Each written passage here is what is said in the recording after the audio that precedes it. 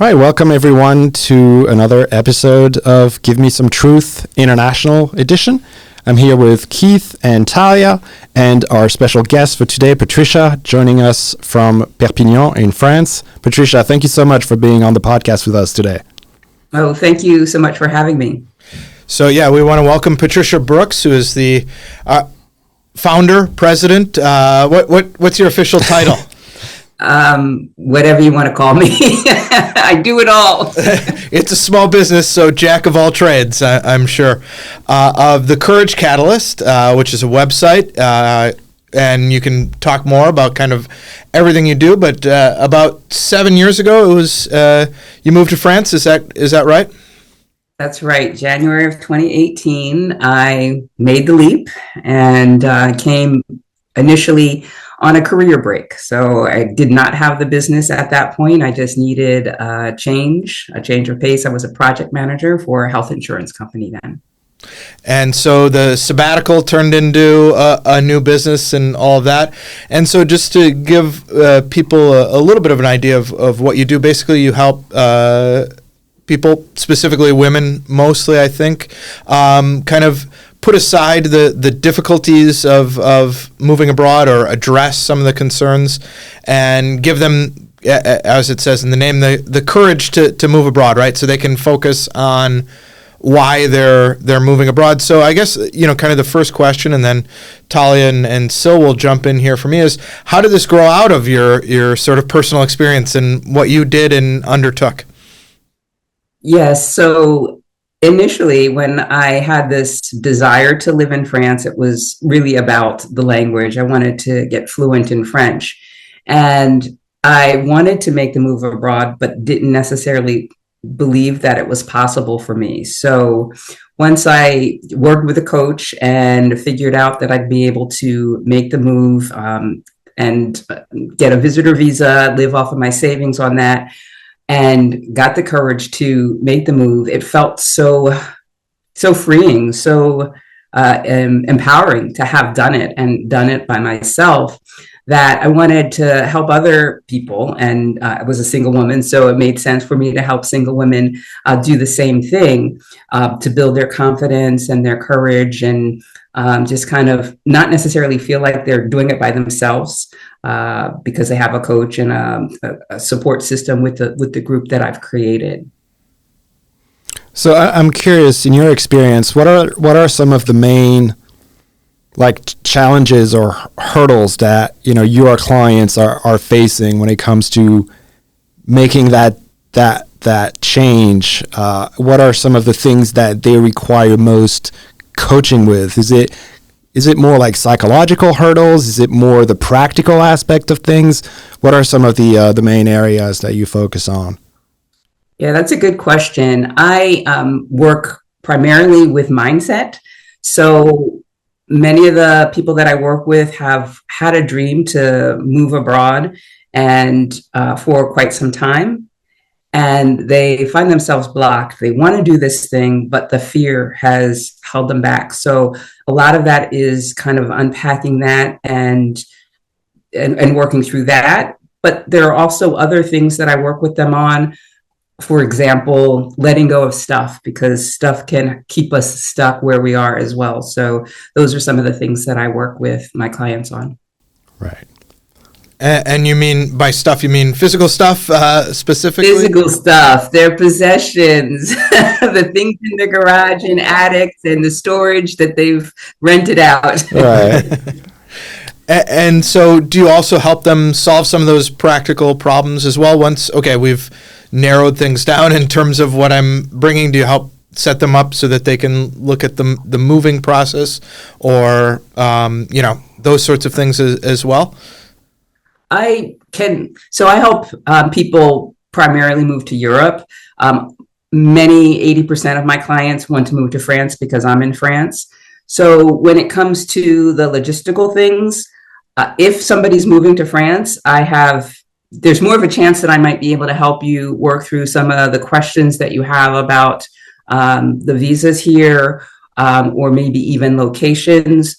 But that's not necessarily something that that's in my lane, and some of the people that I work with actually hire somebody else to help them if they're looking to find a place to rent or to buy, because that's not in my wheelhouse. Yeah. Yeah.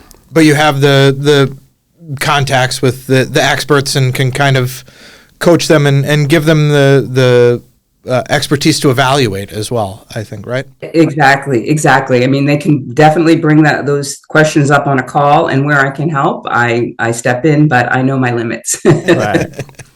I think that's a really interesting kind of niche business because, like we talk to a lot of people here in the U.S. who have these plans to move abroad, and oftentimes it's people who have kind of this dream, right? But they're still kind of on the fence, and they come and they talk to us about the practical aspect and the financial aspect of things, and we try to reassure them, or sometimes we make them aware of the potential issues, but it's also true that sometimes I think they say that they worry about the financial aspect and all of that, but sometimes it's a bit of a proxy for just kind of the fear that they have, the psychological aspect of it, which is just, I think, feeling overwhelmed overall is just, I think that's a big part of the decision to move abroad or not move abroad.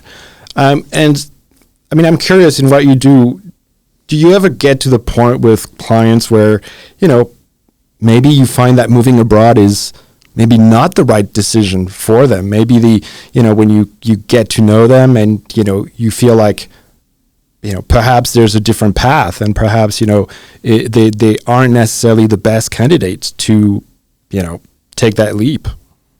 Yeah. So when I work with a client, or when I'm looking to work with a client, I have a process where I speak to them to get to really understand what their why is, and a lot of times they won't be able to say what their why is, but a lot of times they will be running towards something, and that is a good sign that they would be an ideal client for me. People who are, have financial problems in the US and they think, oh, it's going to be cheaper someplace else, that's a red flag for me. Somebody who, oh, well, a friend did this thing and, oh, that might kind of be fun, that's a red flag for me. So typically when they sign on for me, they have decided it's been something that they've been thinking about, dreaming about for a long time, and they recognize that they are stuck. They've got a mental block, and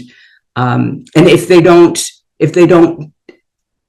live this dream that they have, they're going to have regrets, and that's something that they really don't want to have. So most of the time when people work with me, they're pretty much ready to make the move. Right. And I'll hop in here. So as a woman myself, and obviously you are as well, I think that there could be potentially additional troubles that you might have either in another country that does not fit your perspective for values or whatnot, and you primarily work with people in France, but do you notice a specific mental block or a specific struggle that maybe women face when moving abroad that might not be as prominent in men? I think the thing that I hear from women, and since I work typically with single women, the idea of doing it all by themselves and being alone and feeling isolated, that is something that causes them to think, well, maybe I shouldn't do that. I have friends and family where I am now. If I go and I do this by myself, will I be able to make friends? Will I be able to have a network that will help me? If there is an emergency situation, who's my emergency contact? That's a question that I get. And recently, the idea about, what do I do about the estate planning? That's come up recently as well. So don't know that that's necessarily unique to women, but the idea of the isolation and doing it alone is something I hear. And not to say that men who are moving abroad alone don't have those same fears, but that is something that I hear a lot from the women I work with. I'm curious, Talia, because you you're from the U.S., but you actually moved abroad, right? You moved not to France, but to Germany. What was your main kind of, there was one thing that you were the most anxious about before, getting on that plane. What was your number one worry? I think it was building a community. You have to, you're definitely starting from scratch, and I definitely had the support from the people that I was also there with. Right. But you're trying to immerse yourself in a culture, and you definitely want to expand who you're with. You don't want to primarily only be with Americans. You want to also experience that community from a full immersion aspect. And so finding, kind of a break with people who've been friends with each other since childhood is definitely a more difficult aspect of it all. Interesting. And Patricia, in the work that you do, I'm curious, do you get the opportunity to build a little bit of a community? Because I imagine, you can kind of connect people and, get them to talk to each other and maybe share experiences. Is that also something you look to do to make these connections maybe between clients who otherwise would feel pretty isolated? Yes, so I offer a couple of programs. One is my group coaching program that is for single women who want to move abroad, and then I offer the one-on-one coaching for anybody, women, men who are married, single, who want to move abroad. So in the group coaching program, I just had a call earlier today, and there are two women who are planning their scouting trip to Nice. They're going to be in Nice at the same time. And we were talking through their whys, and they're both very interested in giving back to the community and volunteering. And so I suggested, okay, when you're there, scout out those places that you might want to volunteer and talk to the people who are already doing it so that you can see, what's available and what the people are like who are doing that sort of thing. And so on this call, these two women are going to be there at the same time. And so I think that they're going to connect while they're there so that they, since they have that same kind of idea or ideal to give back to the community. And so that feels really, really enriching. You just mentioned something like a scouting trip, and you had mentioned, the idea of a process. Can you talk a little bit about, the process you take people through, and it doesn't have to be too specific in general terms. And you had also mentioned like finding your why for why you're going and how all of that kind of fits together and how that process may help people in moving abroad. Yeah. So the process that, or the structure that I have is, it's a three module process, right? So the first is really getting to understand why you are going to do this crazy thing. Some people think it's crazy to, turn your life upside down. And so that is really digging into what's your why? What core values will you be able to honor more fully when you are living in the country that you've been dreaming of for this long? And what is the vision that you have for your life there? If you're moving there, what is it that you want to create there? And then that second part of it is really understanding who you need to become, because if you've never done it before, you may have those doubts that, is this possible for me? Who do you need to become? What habits, beliefs, or thought patterns do you need to embrace or change so that you build that confidence and that courage and the determination to do the hard parts? And then that third part is really about, okay, it's a project. I was a project manager in the United States. So that third part is all about, okay, what are the things I need to shut down in my life, wherever I'm coming from? What are the things that I need to stand up before I get there so that I can have a smooth transition? And so that's kind of like the process. And so through that, there's so much growth and understanding about what it is they want to experience, and figuring out, okay, I need to, people who move abroad, they have this ability to be more resilient. And that's something that I am not good at. So then we can work through that, we can work on that. Okay, what are the things that you need to start doing now where you are, so that when you move abroad and things go awry, or the administration takes so long, or whatever those things that are just going to be so challenging, that you're like, okay, this isn't how I want it to be, but I'm going to get through this, and it's all going to be fine. She speaks of administration. Sil, is that a problem in France? No, not at all. Everything is so fast and smooth.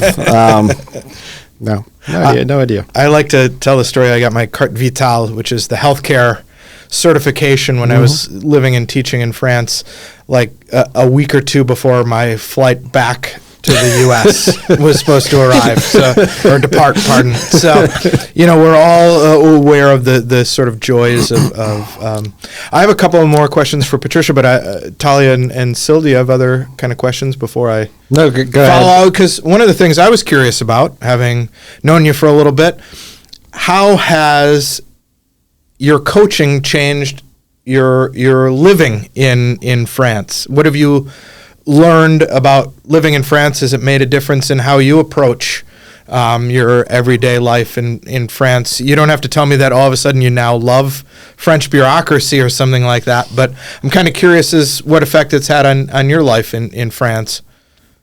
I think the effect that my coaching has had on my life in France, my coaching, and also as a way to get the word out, I have a YouTube channel.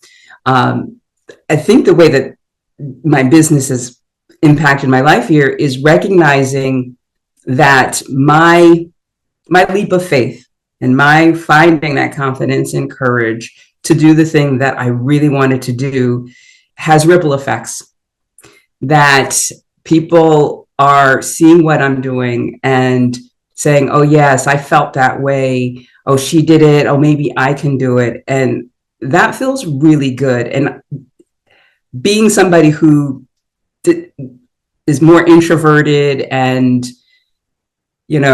keeps to myself, hearing that in the comments or even, in my group coaching calls, that makes me feel like I am doing something that is really important. Awesome. Yeah. That's fantastic. I want to end on a couple of kind of financial nerdery things because Patricia, actually, your small business is related to kind of a cool thing, which is there is a sort of visa for if you want to start a small business in France as well. And I realize now in retrospect we should have reversed these questions and gone with the nerdery before the emotional impact. I apologize, but can you talk a little bit about that process and how you found that visa and, how you kind of converted that as well? Yeah, so initially I came on the visitor visa. So I just needed to show that I could support myself for a year and then renew and do the same thing. So a couple of years in, as my savings were starting to diminish, I thought, I need to figure this out. And I'd been through coach training when I was in the United States. And so I just looked online to see what might be possible. And I read about this profession liberale visa, which allows you to open a business, an auto-entrepreneur business in France, and without necessarily having, income based on a business that you've already started. And to do that, you need to do the similar things. You need to have the similar documentation for the visitor visa, your birth certificate, all of that normal stuff. But in addition, you need to have a business plan that has 3 years of projections and apply. So, and I believe that you really need to show that you will be able to support yourself for that first year. So you have that runway so that you can get up to speed. Now, starting a business from scratch in a year's time is a heavy lift. And the visa is good for 1 year. And then after that first year, you reapply. And then you can get the visa can be for a duration of 2 years or 4 years. And so while it was, they want to see that you've made the French minimum wage, which in my case I did not make it. I think I was 2 or 3,000 euros shy. And so I was really sweating, during that interview, because I thought, oh, here I've got this business helping people move abroad and I might be sent back to the United States. But fortunately, I still had some savings. They saw that I wouldn't be a burden on the system. And that second year, and they gave me a visa for 4 years. So they obviously saw that I was doing the work, and they gave me that visa for 4 years. And so that was such a relief, because year after year applying for a visa, it's like every 9 months you're in the process, and it's not fun. So Patricia, just in closing, I know you moved to France primarily to learn the language. How's your French coming along? And also, second question is, have you picked up the Perpignan accent as well? Probably. Right? I thought you might. Bang at the end, yeah. Yeah. I wouldn't be able to tell you, right? Right, exactly. Well, that's a pretty good sign that you are. Okay.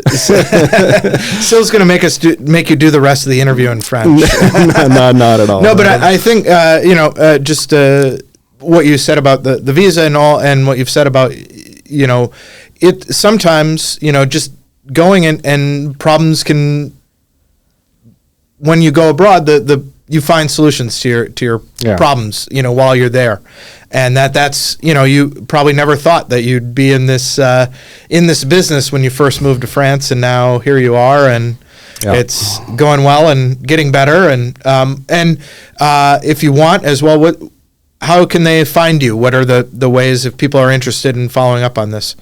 So on Instagram and Facebook and YouTube at The Courage Catalyst. So that's those are the best ways to reach me. Awesome. Patricia, we really appreciate your time, and we thank everyone for joining us today. If you like the content, be sure to like and subscribe, and we look forward to seeing you next time for another episode of Give Me Some Truth International.